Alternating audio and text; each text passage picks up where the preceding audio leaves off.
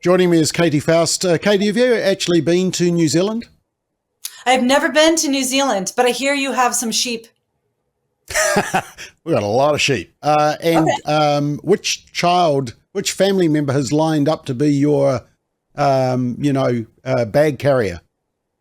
Well, we've set up sort of a Hunger Games situation where they're each going to go into the wilderness with their weapon of choice, and whatever child emerges from the woodlands alive is going to accompany me to New Zealand.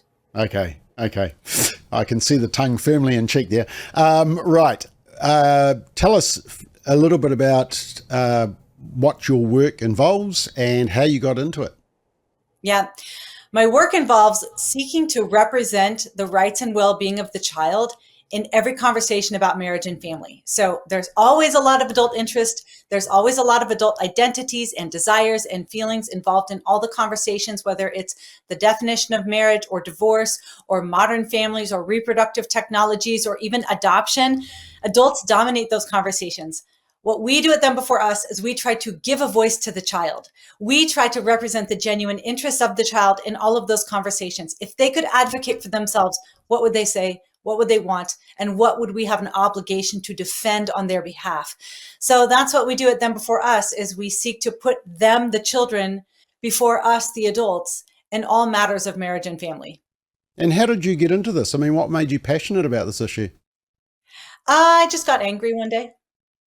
You know, I just saw how the world was lying about children and using them as political pawns to advance an ideological agenda to their absolute detriment and lifelong harm.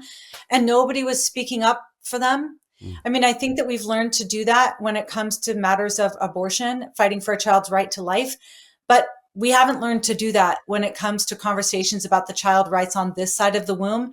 So Mm. that's what we do at Them Before Us is I just got angry that there was no representation on behalf of children in the cultural conversations, the legal conversations, and when we're talking about these emerging technologies, what the child longs for, what they have a natural right to, what is best for them is almost always totally absent from the conversation.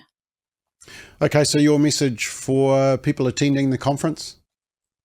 Come and learn how to defend children. Come and start to look at it from the perspective of the child.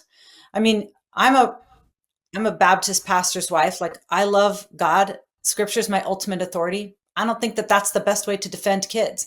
I think that we need to learn the natural law arguments. We need to be familiar with the social science.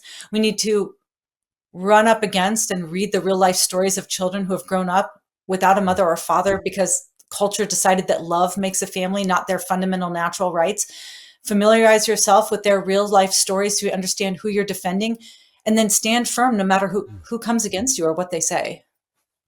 Okay, well, we look forward to whichever family member accompanies you, the lucky one, and seeing you both in New Zealand in July. Dress up warm because it will be winter, but looking forward to it. Thanks, Katy.